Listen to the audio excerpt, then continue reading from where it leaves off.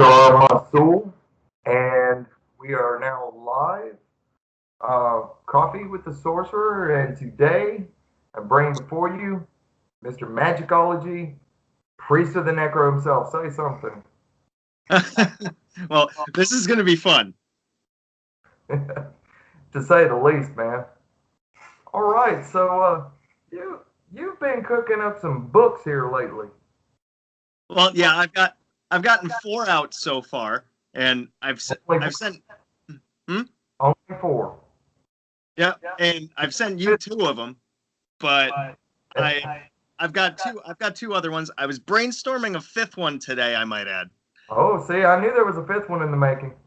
Yeah, but just about finding the time for it, because I basically wrote all 4 of these in one summer, kind of.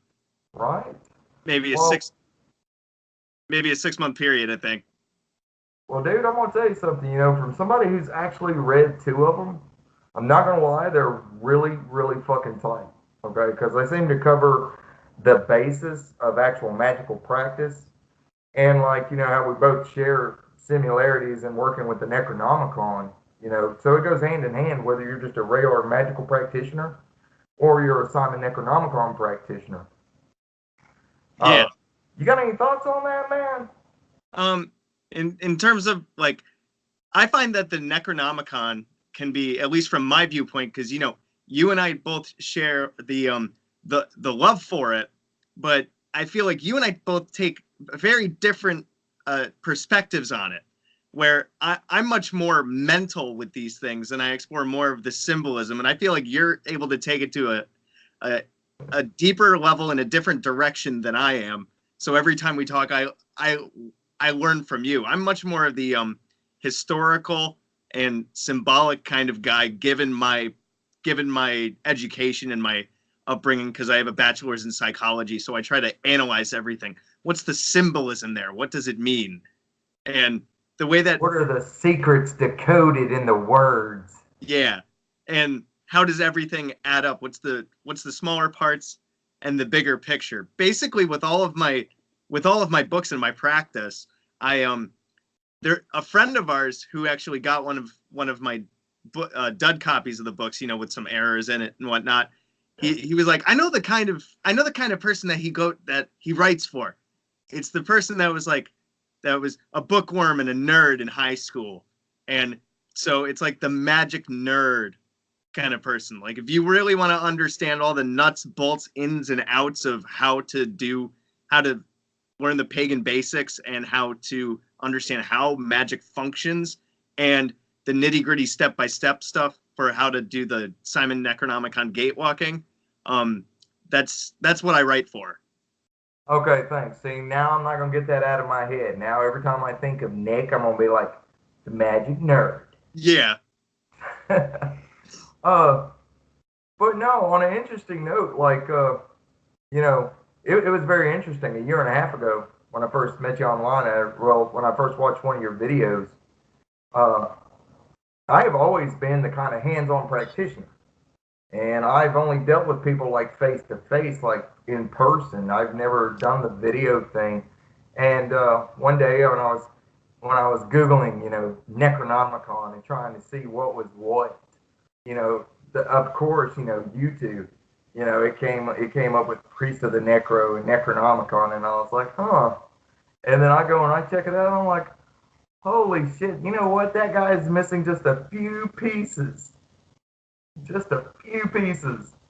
And, I can't, it's like I told you before, I can't thank you enough for actually, reawakening me in that sense, because I don't think I wouldn't have gone to the video realm if it hadn't been for watching your videos. So, Yeah. I can only say thank you for that, man. Well, I mean, you've helped to spark me along the way too. And there was as I was making those videos, I was doing it while I was learning along the way.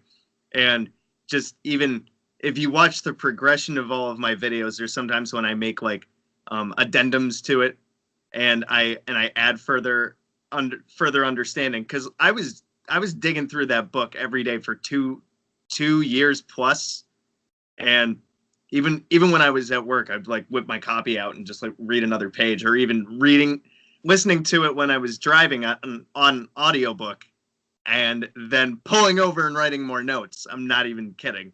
It was it was it was a healthy obsession. Hell, Um, oh, I don't know if you can say healthy now, but it was an obsession. well, it's a productive obsession. I mean, because I've gotten It's like coffee. Coffee is healthy for you if it's in a Lion King coffee cup. and I mean, I think I've gotten somewhere like 70 videos on my Necronomicon playlist, and I as thought it was more than that. it might be. I mean, as I tell everybody in my videos, fact check me on that if you want to. Yeah, right. But I don't even. I can remember watching a video by Styx Hexenhammer.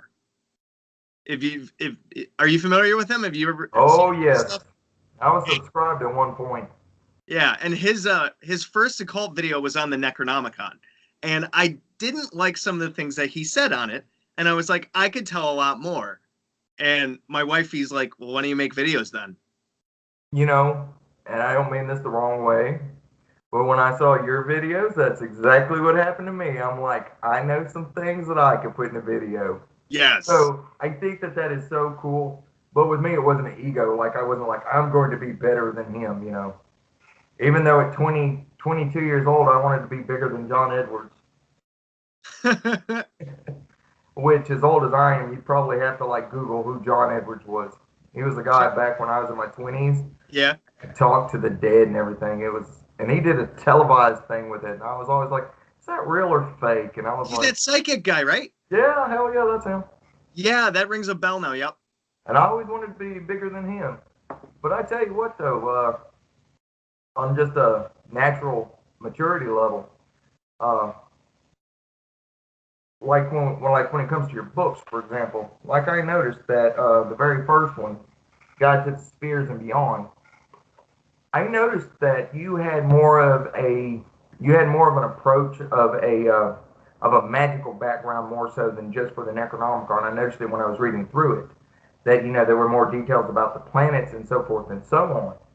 You made it to where it would fit in with the Necronomicon, but was I just reading something there, or is there something to that? Did you really like have more details than just that? Well, the Necronomicon was not the first magic thing that I jumped into. I mean, I first got exposed to it back in or first heard about it back in like 2006 because my friend's roommate had a copy of it. I think it was merely for the shock value, and I wasn't even really into paganism at the time because maybe a year or so before that, I dated a girl that had an experience with Ouija boards, and there's a whole thing about possession and stuff that happened with that, and that was a bit scary. That was my first time ever dealing with something like that.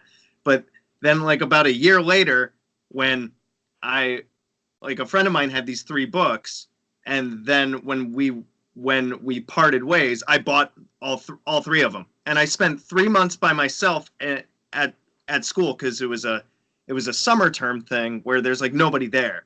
So I would go to class, which is like what 2 hours every other day, and then I would hit the library, which actually had a pretty big section of pagan books, or go to the bookstore. And that's when I started to build up my whole library, which I was able to move down here. So I went through one book maybe a month and just taking copious notes and digesting everything and trying certain things out. And that's kind of what I've been doing almost every day ever since, unless I get too busy. So I've tried to explore almost everything to understand stuff, because when you're working with the basics, and you're building your skill set, you really got to start with correspondences and materials, timing, how to make the ritual structure. And I feel like when you work with the Necronomicon, for example, you have to have that background knowledge in order to make it work effectively. Like if you don't know how to visualize or invoke or meditate properly or open yourself up to a presence, that's going to hinder some people when they start to work with the gatewalking system or even invoking any of the 50. So that's why I try to tie that kind of stuff in there. Well, I'm not gonna lie, kind of got me at a disadvantage on one thing. You had like actual low magic practicing underneath your belt, learning, the knowledge of it, you know. I myself, oh man, you know how when you're little they tell you, throw them in the deep end of the pool, they either sink or they learn how to swim type That thing? happened to me. Yeah, well, I jumped headlong into high magic. And high magic has philosophy, theosophy, uh, uh, learning to attune your natural instincts, your inclinations, so forth and so on, connecting with the inner you, the inner world and stuff. And what I missed out on was low magic order.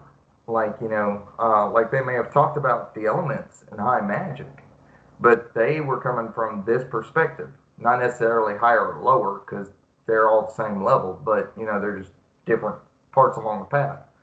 But it wasn't until I got married and my wife being a witch that you know of, she was like, I would sit and I'd watch her do these rituals and rites and stuff, and I was like, you could do this, this, this, this, this.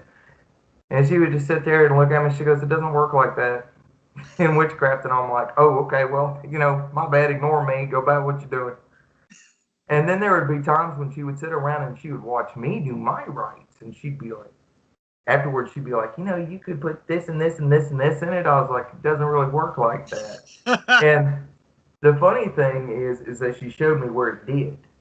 And so after 15 years of marriage, even though like I didn't go into studying low magic or anything, being married to somebody who, every day of our life is magic, I learned these things. And then I went to looking at the Necronomicon the whole time, because I've been at this for a very long time. Uh, but I went to looking at it with new eyes, and I was like looking at it, and I was like, that kind of makes sense, because that's the base framework. And then it appears almost as if the Necronomicon is based on so many 1960s, 1940s, 50s, 60s, 70s era type witchcraft. Yeah. So I don't know if he threw that in there on purpose or what's going on. I think it's if somebody picks it up, they gotta have that basic structure. Like I think that like correct me if I'm wrong on this, but my understanding of high magic is that there's a lot of importance put on things like timing and different alignments, different step by step things. Everything's treated as really sacred. Nothing is done hastily, and there's a step by step in terms of levels that you can advance through.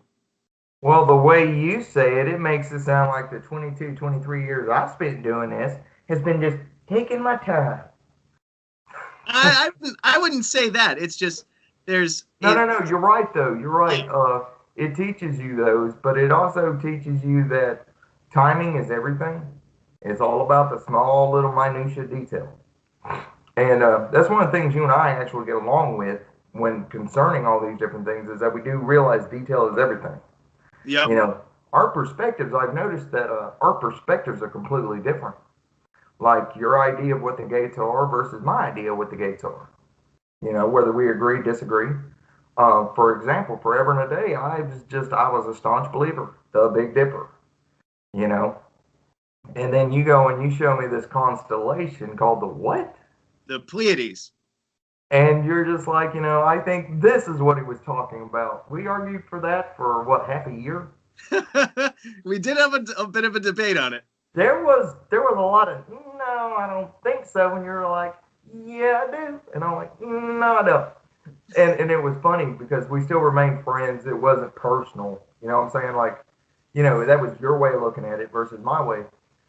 But then I'll never forget the day that I actually, it was my watcher who was like pointing out to me that there's a difference in constellations that are above you and that control over a certain thing.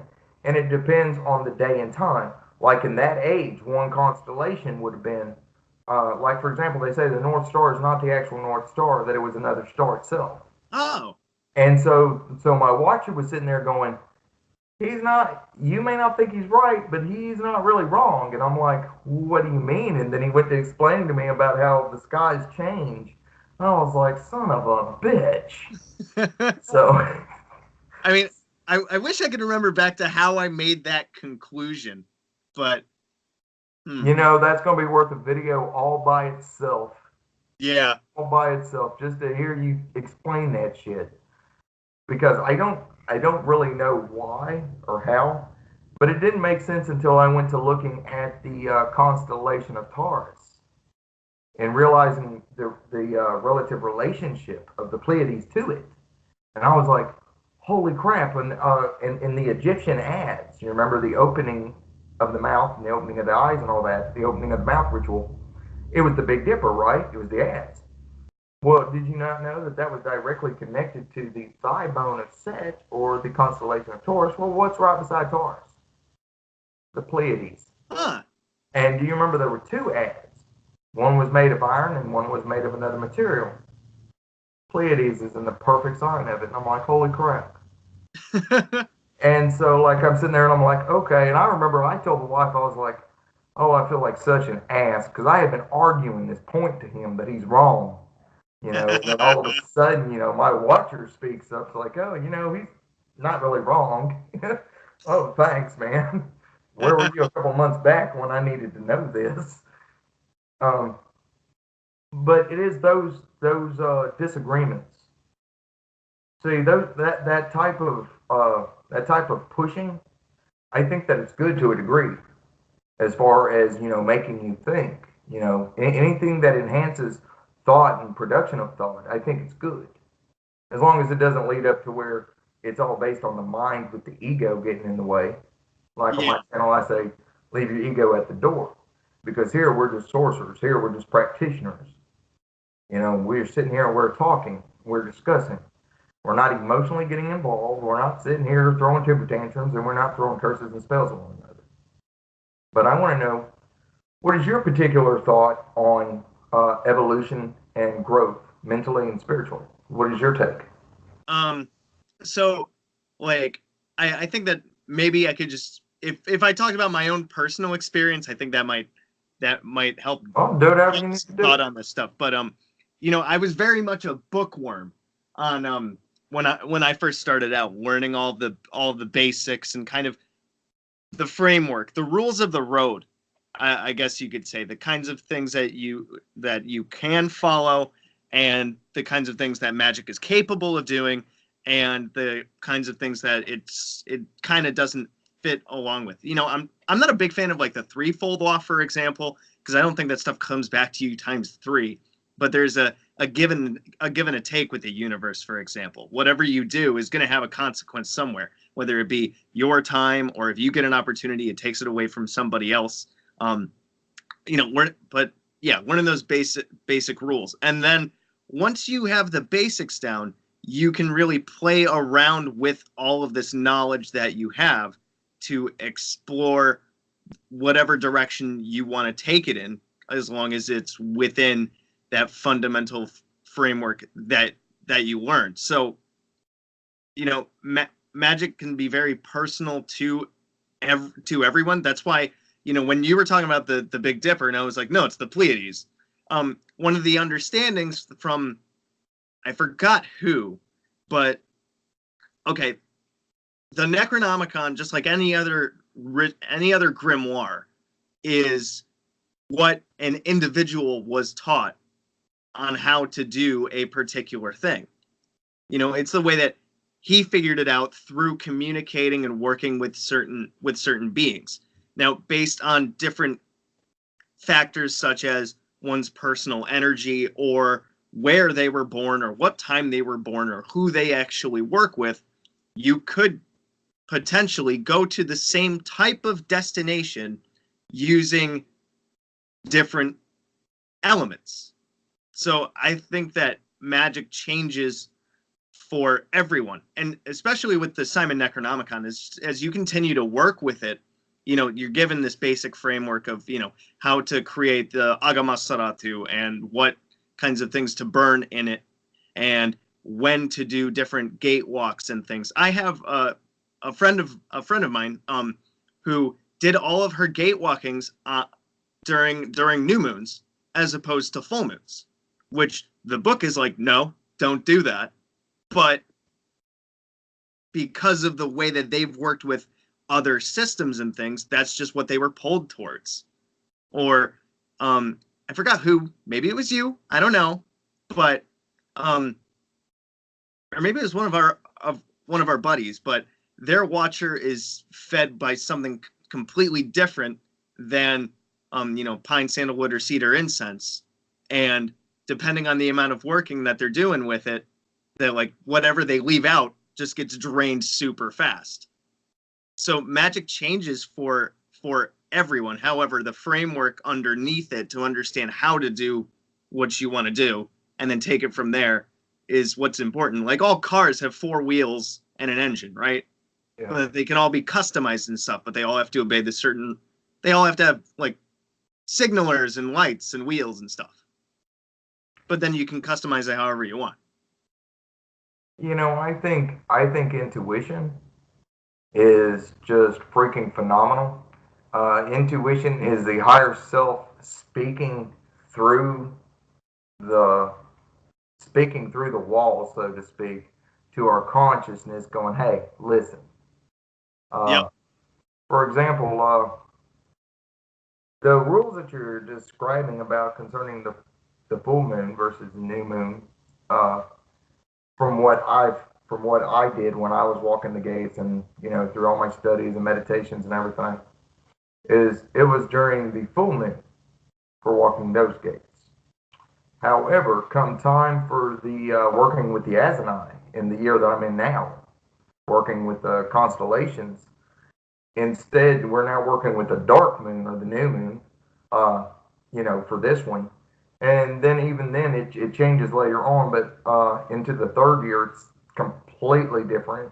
It has less to do with the moon and more to do with other signs. But that's in my particular take of the third gate of the third series, stage working. The Simon Necronomicon just basically covers just the 7. It really didn't go past that. Whether that was to keep people from harming themselves or whatever. But at the same time, it gave enough material that you could create it yourself. I think it left the clues in there, and once you dug deep enough, you were able to figure it out. It didn't spell it out for you, but the book itself has tons of things in it to throw off those that are not that serious in terms of digging as much as they need to. You know me long enough. You know I wax poetical, and I love fancy terms and fancy ways of saying things. Could you say those who were called to it? Yes. Okay. And there's a reason why. You know, 20 some years ago, my brother goes and throws this book of 50 names in my lap, and I go to work and some of the rights out of it. I felt connected to it. I felt like, holy shit, this is it. This is what I've been looking for. And I call that a calling. That's when you feel the urge for it. Yep. Except the thing is that when I bought the full book and I went to reading through it, I realized real quick I don't know enough about magic in general to be able to do these works.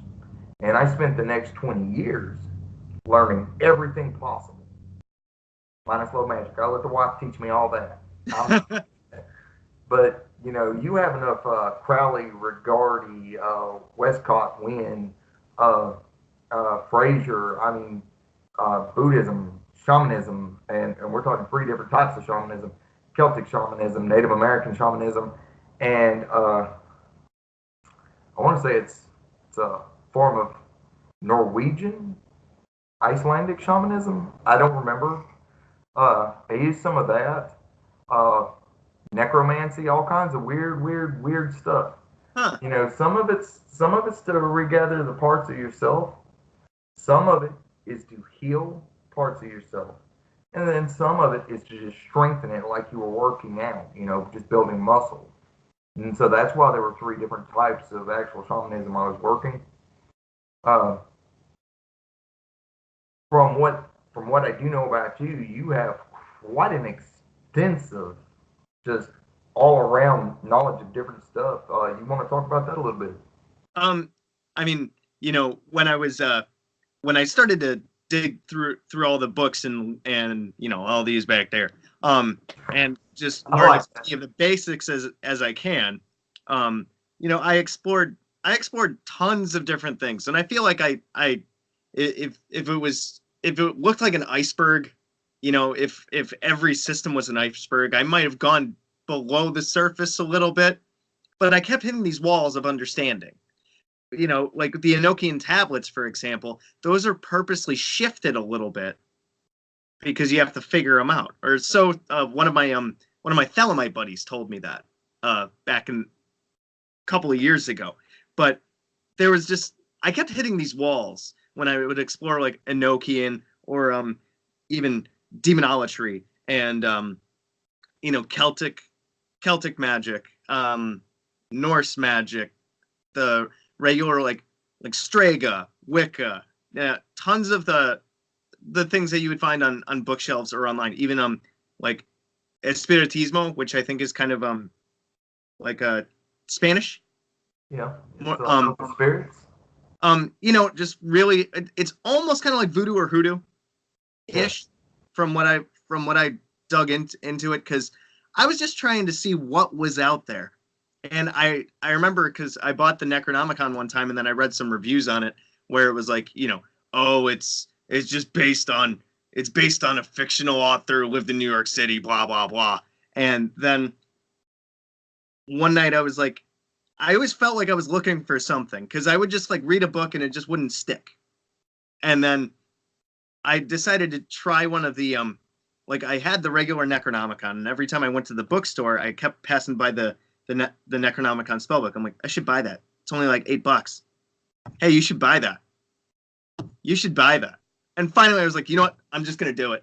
And I came home and I did one of the rites. I want to say it was probably like Barashakushu or something, number 4. And I something pulled me in, you know, and then I had to tell my fiance upstairs about it because I thought she would get spooked by the name, and I was like, no, no, just trust me. You gotta just try this. Just try this.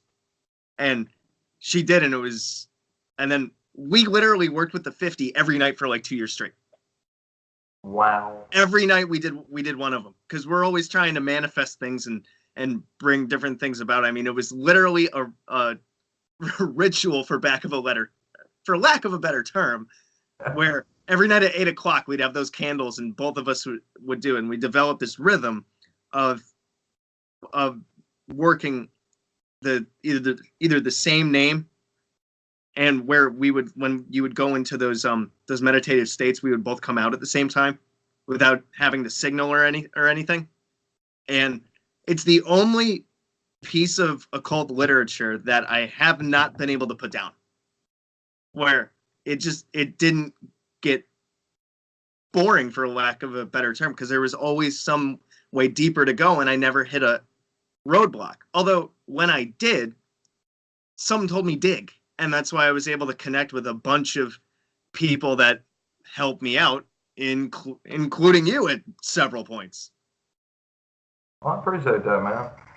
It's like I did a interview yesterday with Envoy of the Dragon, and it's like I was telling him, I was like, 20 years, and it hasn't gotten boring one time.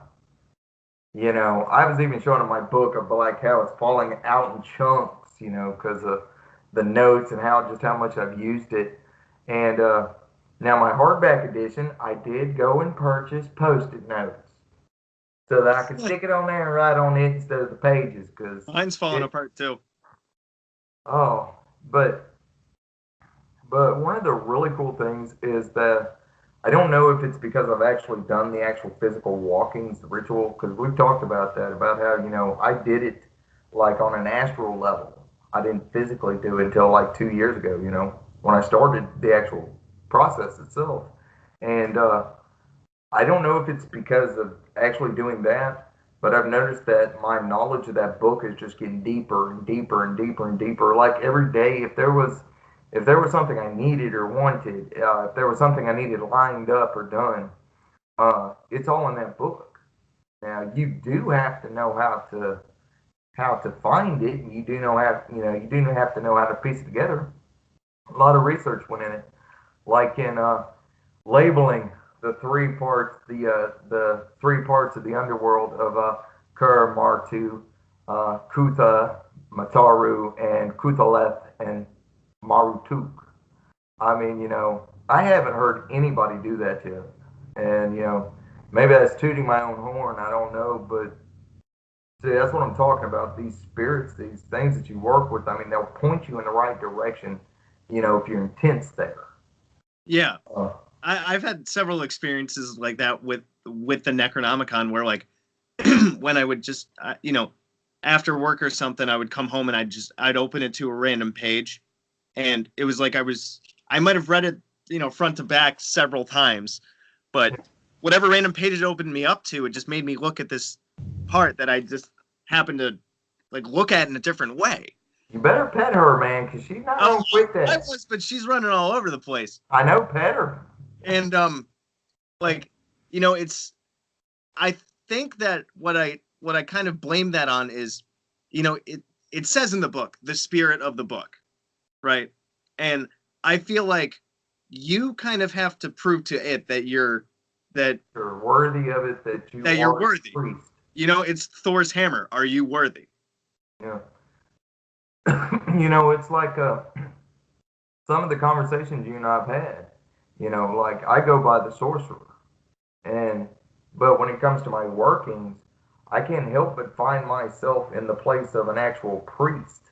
Yep. You know, and it's not because I'm bowing down to some spirits or anything like that. And it's not because the spirits are lording over me. It's because I literally feel at home. I feel like that is my place within their cosmogony. And I'm totally cool with that because there's no push pull. Because you find your niche in it. And it's like these spirits. When I call on them, they're there like that right there. And the reason they are is because I've already proven and shown this is not something I've washed my hands of. I wasn't fickle in my decisions in any of it. It's something I've held true to. Do you have similar experiences along those lines with the book and with the spirits? Um, Definitely. Like my when I walked the Adar gate, I don't know why, but that was the only one I did completely on the astral plane. Hmm. And it was almost as if like, That's strange for you. yeah, right?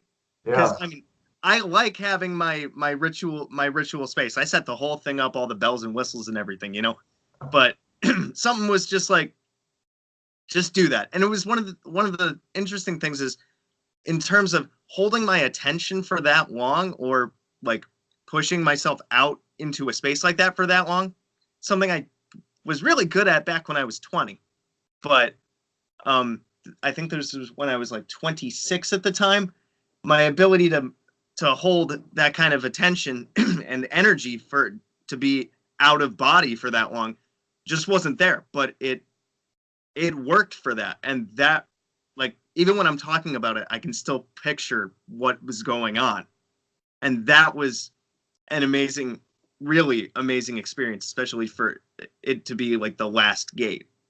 And I mean, I had the entire ritual thing set up, but I was told to go kind of sit and meditate in the corner and just do the entire thing on a different plane. And I can't even put that to words. But the when as I would work more and more with the 50, I found myself interacting with them more on their plane of existence rather than mine. Yeah. And it was like being on speed dial with them. And even my building relationship with my watcher just became more and more and more substantial as as I worked with the book. These energies and these spirits that you work with, they will open up to you and they will come and communicate with you if you put in enough time. Like my fiance was once when she was doing a working or something, she was like this thing was talking to me. I forgot what it talked to her about, but essentially, as if it was to write a letter, it told her, I am the one who knows. I looked up that phrase, and that was Enki. Wow. You know? And I mean, just to kind of also give a little bit of background and stuff, because you said your wife is really into low magic and things like that. My fiance was a very spiritual person growing up, and she has a lot of like intuitive gifts and things, but she never learned the structure stuff. And I'm half Taurus. I'm an Aries Taurus cusp, so I'm very grounded. So you're a fire of earth.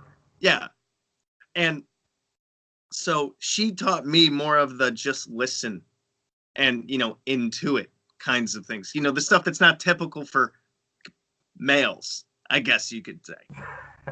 And way to be sexist on my channel.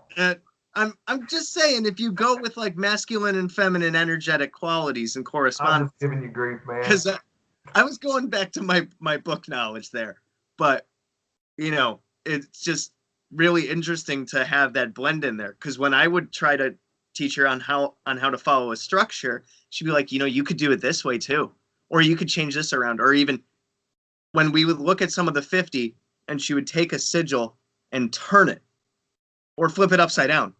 And the symbolism, when you would flip it or turn it, fell in line with what was associated with the name.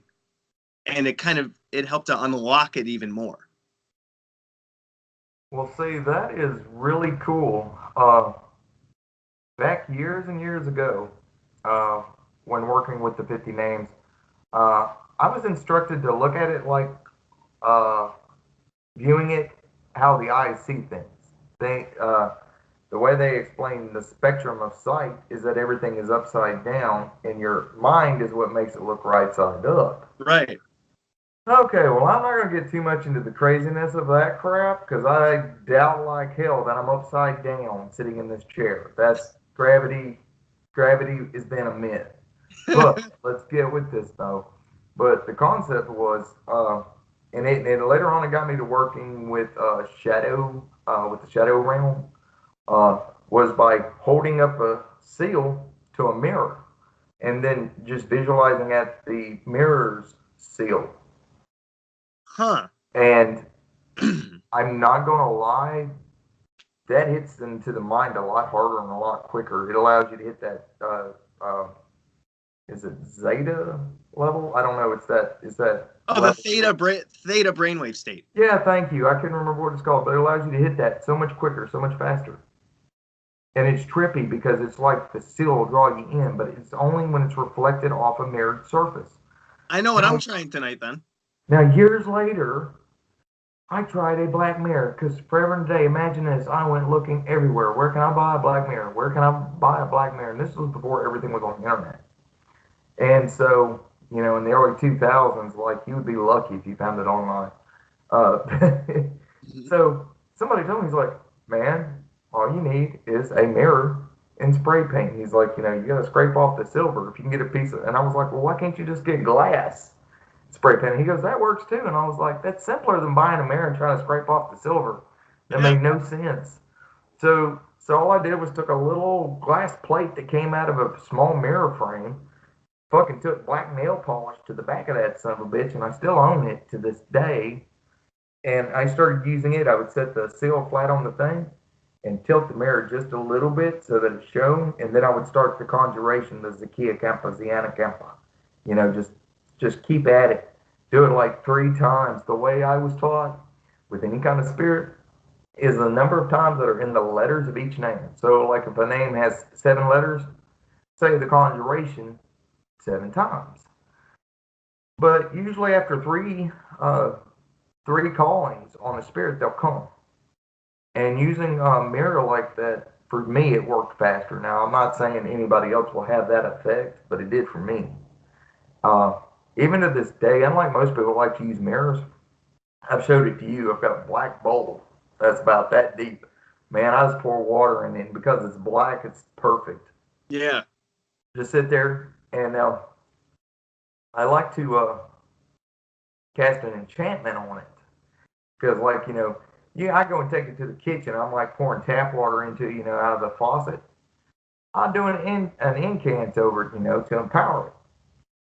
And then I'll use it for scrying purposes, but that works for me.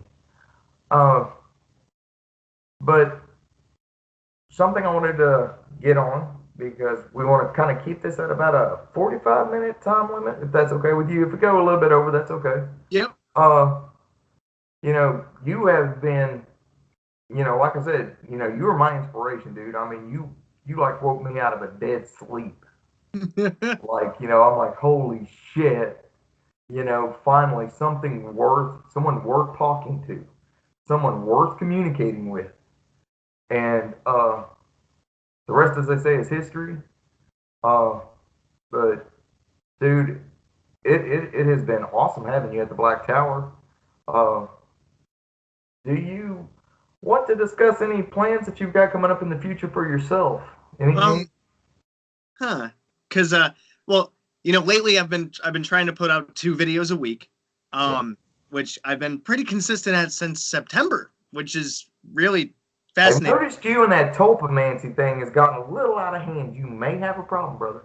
Well, in terms of out of hand, I mean, it's just when I come up with an idea and I know how to explain a certain topic, I make a vid on it, and I think that you know, in terms of there is a magical practice in working with spirits, and part of that is the creation of fetches, egregores, servitors, and given my psychological background with my bachelor's, you know, there is both a psychological and a magical component to the idea of having a servitor or protector spirit, basically whatever you want to use them for. Even the watcher can be interpreted in that manner. And um, you know, where was I going with this? I say that in my videos all the time. But the idea that I felt that that was something that I hadn't explored yet, because for me, the idea of having a of creating a life form, let's say, with energetics. We can manifest things in our life, from job opportunities, or pushing someone out, or banishing things, or releasing trauma, or eliminating a bad habit. We can do all that, but I think that it would be an amazing and fascinating thing to be able to create a form of life. I guess you could say with a servitor, and that is something I had always tried to hammer away at during in the last 10 years while I was working with different books. When I was reading a couple of books by Constantinos, which I have back there, or even Lie de Angelis, the Witchcraft Theory and Practice. That was one of the other books that I got the idea from, and it was never successful to me. And so I feel like that was one of those things that working with the Necronomicon also allowed me to unlock. So that's why it's a way of, it's not only a way of exploring something new, but also working further with the Necronomicon practice through my relationship with my watcher. So I feel like they both kind of tie in. But like I said, that was something that was a bit of a chip on my shoulder until I was able to figure it out. Yeah, I enjoyed the conversations with you back and forth about the watcher, the watcher symbolism, and then you like went into the Topa world, and I was like, wow. So could we expect a book from you on maybe necromantic tulpas? um, I would say, yeah, that's kind of what I was brainstorming a bit. And truth I be can't told, wait. I already have the cover art made for it. But the title is still pending. I don't know what I'm gonna call it, and I have a list of a table of contents, but I'm gonna be trying to find the time to digest all that stuff in, because I got to balance work, life, and the videos, and Oh, then trust me, I get that. yeah. Like A sorcerer's work is never done, Mm-hmm. or a practitioner at all. Uh, well, okay, so we're going to show a few books uh, for our viewers out there. Uh, One of the first books he put out was Guide to the Spheres and Beyond. You can find that on Amazon. Also, he put out Magical Theater. Now, Magical Theater is, brother, this is one of those books. Holy crap! It's like magic made making sense. Like everything from ritual to psychodrama to the whole 9 yards. This was a freaking awesome book. The psychodrama was the exact idea I had. I was, that's called coincidence. But now you've got the other two books, and if you Yep. would, I want you to So show them. so I got Magical Mechanics right here, Yeah. which goes into what I theorize to be the ground rules and the rules of the road for what magic can't do and what its limits are. It's kind of if a physicist was to turn into a if a quantum mechanics physicist, somebody who understood the basic rules of the physical universe, was to become a sorcerer, they would kind of think of the world like this. And Oh, now I can't wait to read that.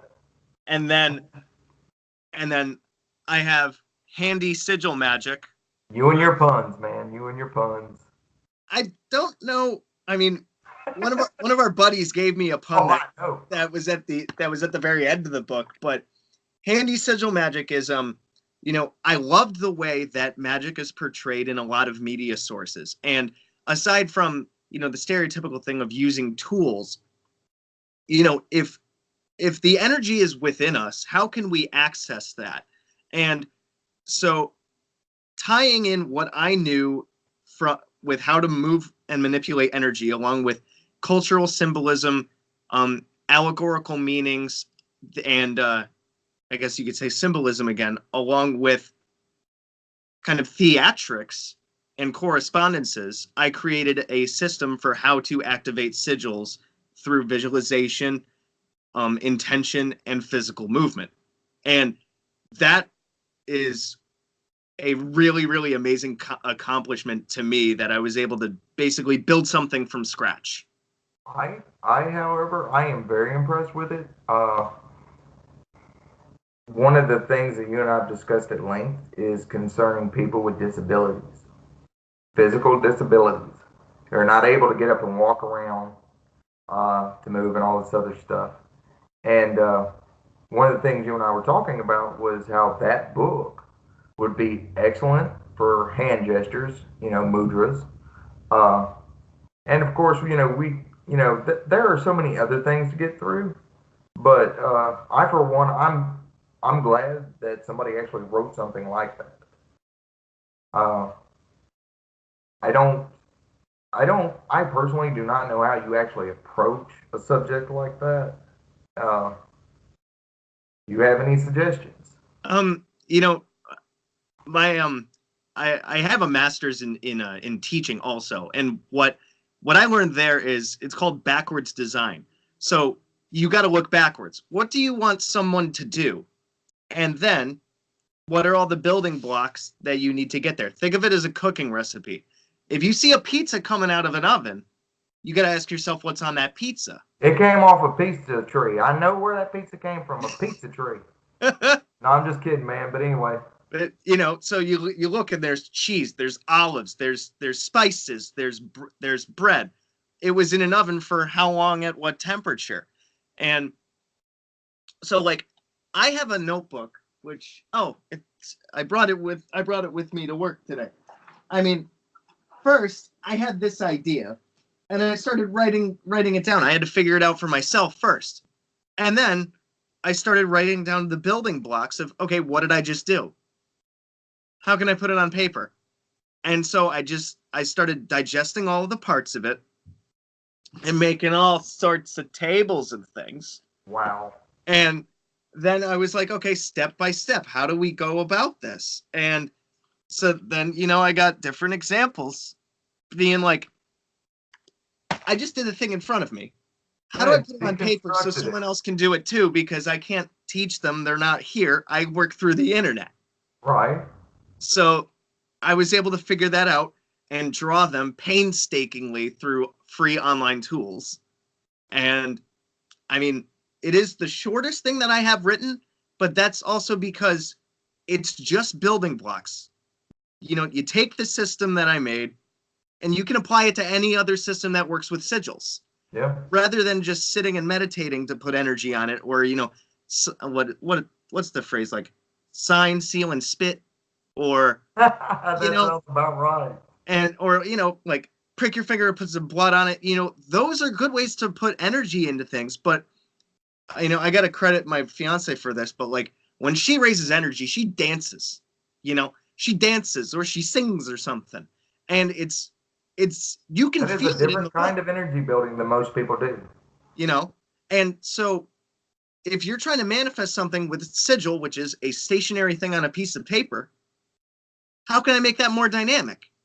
Well, let's make the sigil in the air, and let's do something with that energy.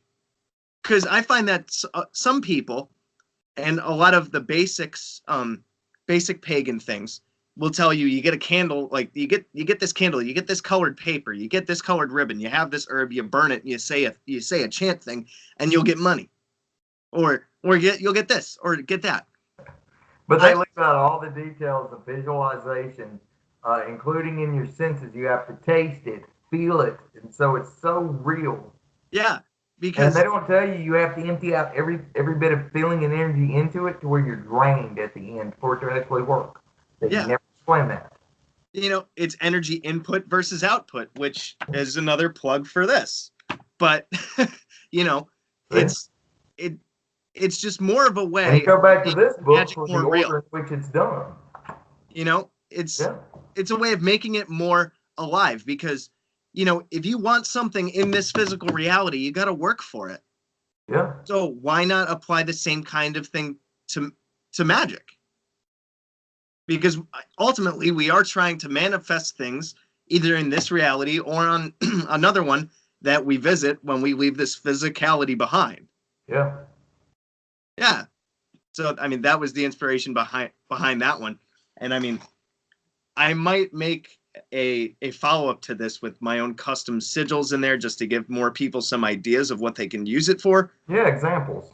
Or if I, you know, so I could have the handy sigil magic and then the handy sigil library. Right. That's going to be a thing. It's going to be I believe it, man. You say it, and that's how it is, man. that's the abracadabra right there. Oh, for reals, man.